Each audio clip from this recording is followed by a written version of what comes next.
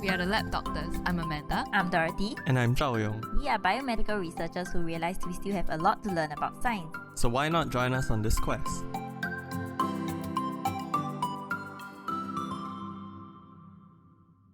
Hey everyone, welcome back to the Lab Doctors, specifically a Today in Science episode where we talk about something in the world of science or the world in general. So this episode is for CNY. Or Chinese New Year. Or Lunar New Year. Yes, all terms that we use. Yeah. So today, I just want to share my experience because I have to give e-Angpaos this year. Oh, yeah. So yeah, e-Angpao is red packets. For those who don't know, it's a tradition thing for married people to give money in these red packets to your nieces, nephews, and your cousins, whatever, whoever's younger than you, whoever you want to feel that you are, if like you're feeling generous. Wait, is it whoever that's younger than you or whoever that's not married? I don't know, there's like conflicting views on like who you should give, how much you should give. I mean, I'm pretty old and I'm kind of earning my Sure, own money. I can don't give you even though you're younger than me. You can just send me your thoughts in prayers. Okay, but yeah, regarding Angpao, so like we went to the bank and we wanted to exchange notes, you know, because usually people give it in like some number ending with 8 because it's like what in whatever language. Yeah, or prosperous. Which means like prosperous, or, yeah. So, however, like at the banks this year, they limited the number of $2 notes. And like, I don't know if it's just $2 notes or in general, but we had problems getting like enough $2 notes. And so, I don't know, because like other than my in-laws' family, my own family also said that they had troubles getting. So, I mean, this is just n equals to 2. Yeah. I don't know if it's a general thing because there's no online reports on like that like telling people that you shouldn't go and exchange your money into $2 notes from the bank. So I guess this is... Go ahead. I guess this is anecdotal as well, but I have a friend who works in a bank who said there's a limit this year for how much you can withdraw or get in cash, for Angpaos, just because he said the manufacturing was affected this year. Right. Because, last year because of COVID. How often do they recycle the notes? I'm not sure because you know the notes that you get during the new year is very new and crisp. Yeah. So isn't it manufactured? Is the word manufactured? Printed. Yeah. Yearly or... It should be all year round, right? But like, isn't the printing center in like Singapore? So there should be... What's up with why is it delayed? Why is it like there's a production delay? I guess is their work considered non-essential? Oh, maybe. Or maybe it's the materials, you know? Material, you think so? Like we import the paper or whatever from overseas? I think they also need some kind of special ink to make sure the printing, you know? So that people can't counterfeit the money. Yeah. So I think there's an aspect of that also probably. But I also think there's a layer of people trying to discourage giving cash because of the whole transmission, and that's why a lot of shops now also have contactless or cashless transactions, or they encourage that. Yeah, so with regards to this, like I went to see the news on like whether there's any issue, and recently, just from today, the newspaper, they reported that like there were long queues at the bank for people who wanted to change these monies, and many were turned away. You know, especially like the old folks who would traditionally still go and like want to packet the real money. Not real money, but like hard copy money. Yeah. And according to the report, like it's just cause, you know, there's also a limit to the number of people that can be in the bank now because of social distancing. So they cannot wait for so long, and therefore like a lot of the staff just tell them to go home and like turn to the e-modes of payment instead. Oh, but is it taboo? Is it pantang to say that you don't give physical angpaos? You must. So that's the funny thing. So like my husband was like, I still want to receive the well wishes verbally because usually they exchange, right? Like you wish me as an older person something, then I give you an angpao. Yeah. So like he's like, if you're gonna wish me on text, I'm gonna give you back in not even like electronic money. I'm just gonna send you a picture of a specimen note. What if they send a video wishing you a well wish? Maybe he'll send a video of the note. Of me packing it into the red packet, which will never arrive. But yeah, like you know, there's even like there's the e-Angpao on PayLah, right? Yeah. Which is kind of cute. And we can send it all year round just for fun. Yeah. And it doesn't make a difference actually. So I don't know, like, would you be okay giving e-Angpaos? Or receiving? I mean, for me personally, receiving, I'm perfectly fine. But my standpoint is more of the whole eco-friendliness of it all. Oh, yeah, right. I think even last year or the years before, I've heard you say that angpaos are paper that could be saved. Yeah, as in it's very wasteful to me because, I mean, I'm not sure how many people actually keep their angpaos. I keep the nice ones. I keep the nice ones also. Yeah, And or the reuse ones that... it. Yeah. But I think it's also a generation thing because our generation, maybe we don't view it as highly as the previous generation. Yeah, I mean, it should be fine to me as well. I just think like maybe you will just feel less excited because, you know, when people transfer you money, sometimes you don't even know that it came in, right? Yeah. So if you tell me like, oh, I've transferred you your e-Angpao, I'll just be like, oh, thanks. It's less exciting for sure. Yeah. I mean, and personally receiving it from a relative, even though you might not be that close, you'll still be like smiling and be like, thanks, yeah, Happy New Year. Yeah, there's still the exchange of... The festivity. Pleasantries. Yeah. But I mean, for the old people, it might just be like, also, they find it hard to turn to these e-modes of payment. Yeah, true.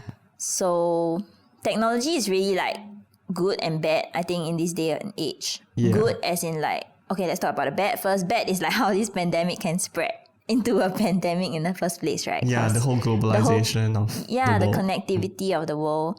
But good as in like, you know, we have been having Zoom meetings online. You can just meet your friends with the touch of a button, still in your pajamas. Yeah. And then like, and so now we can even send money through angpaos. Yeah. I mean, e-Angpaos. And it will be cleaner lah in terms of the contactless. You spread less virus, spread less germs. Money is dirty.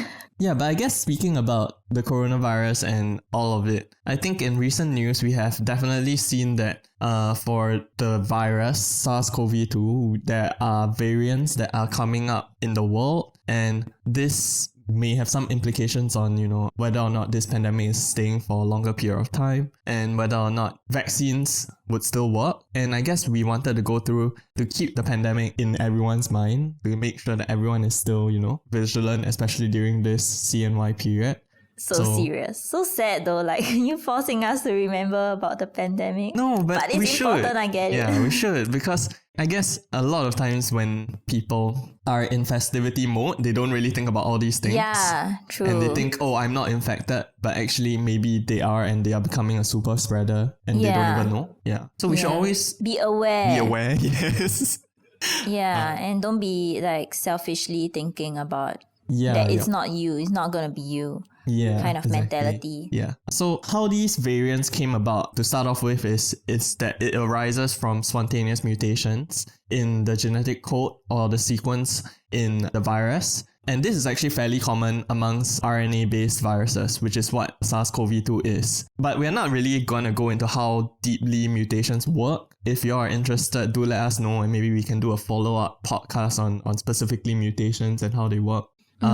Yeah, so the first strain, the UK variant, or the B117 variant, the difference between this variant and the original SARS-CoV-2 virus is that there are certain mutations in the spike protein, this protein that we have been hearing about in the vaccines, right? And how it is used for vaccine production mainly. Can I just tap in on there's an analogy that I've seen on Facebook, like maybe from the circuit breaker period, on like this Ferrero Rocher and how it can like be used as an analogy for the virus. I can't exactly remember how like the person who drew it up did it, but based on how I would interpret it right now, and I can't find that picture anymore, so credits to the person who designed this.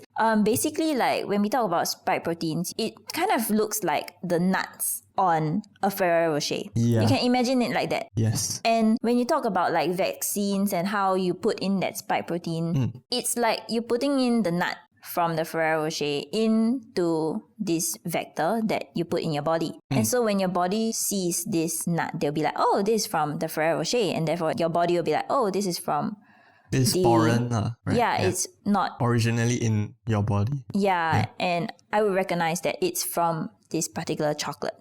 So a very brief summary on like vaccines. Like if you eat the nut, it doesn't mean that you ate a Ferrero Rocher.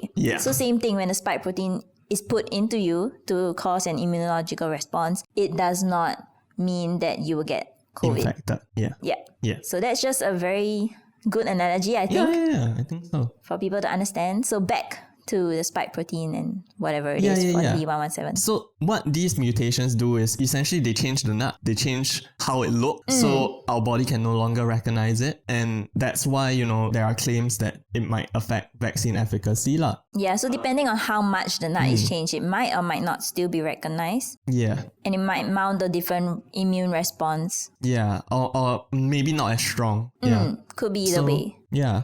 So this B117 strain, more recent studies have come out to show that it does have somewhat of an increased transmissibility. And there is also preliminary reports, even though the sample size is not very big, that there is an increased risk of death. But there are no evidence to suggest that it impacts vaccine efficacy or the severity of disease. So there's an increased risk of mortality, but take note that the risk of mortality from the disease of COVID-19 itself is already relatively on the lower side for people without comorbidities and people who are generally younger. So even though there's an increase, do take note that the ultimate number is still not very high lah. So I think one thing to note about the mutations as well is just because the spike protein may be different, it doesn't mean that the vaccine might not be effective. So it depends how much the mutation changes the virus itself and how different it is from the spike protein that is produced by the vaccine, in terms of mRNA vaccine at least. So don't worry just yet. I mean, the studies are still underway, so I think it's a wait and see kind of thing. Yeah, and if you talk about like, you know, what strain you are immune to, I think most importantly is that you have an immunity against something out there. Yeah. And whether or not it's the main strain or the mutated strain, it's still gonna be serving some purpose. And it's still gonna, you know, help in the big scheme of things. So speaking of, so there's this South African variant, also relatively big in the news. So there are actually a couple of variants, but we're only gonna cover these two. So the South African variant is known as the B1351 variant. So it actually harbors a few of the mutations that the UK variant has, the B117 variant has, but these mutations seem to have occurred independently. So the B1351 strain isn't originally from the B117 strain. Both of them. Oh, so they somehow mutated to have similarities, but in like completely different populations, different origins. Different lineage. So the ecological term, I guess, is convergent evolution. So if you're interested, you can Google that. Yeah, so they happen to accumulate the same mutations, and again, these mutations are random and spontaneous. But they also have this unique mutation called the E484K. So the specifics of it, we are not going to get into, but basically it's just a substitution. And there is no evidence to suggest there's an impact on disease severity as of now. Okay, so at the end of the day, what do these variants mean in terms of the social distancing measures and all the restrictions that we have now? Does it stay the same? Same. Or yeah, same. will it still be effective, I think, is my main question. In terms of washing your hands and standing 6 feet apart, not overcrowding. Yeah, it'll still be the same because washing of hands, all these kind of things, they're gonna kill virus, whether or not the virus is more virulent or anything. So still do those. I think it will still eradicate whatever virus is on your hands and stuff like that.